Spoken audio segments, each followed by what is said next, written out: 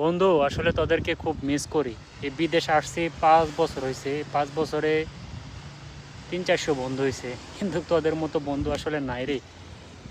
আসলে একা হয়ে গেছি বুঝছস। এই যে দেখ এখানে বসে আছি, ভালো লাগে না, মানে অন্য অনেক ফ্রেন্ড সার্কেল নতুন নতুন হইতেছে, বন্ধু হইতেছে, কিন্তু তোদের সাথে আড্ডা দিলে যে একটা ফিল পাইতাম না, ওই ফিলটা পাই না বুঝছস। এখন আসি নীরবে বসে থাকি, এটাই ভালো লাগে। এই যে দেখ এই সাগরের পাশে একা বসে আছি, যদি আজকে তোরা থাকতি কত ভালো লাগতো, দুষ্টামি করতাম, আড্ডা দিতাম, অনেক বন্ধু হইতেছে, কিন্তু সেই শৈশবের বন্ধুগুলা আসলে পাই না।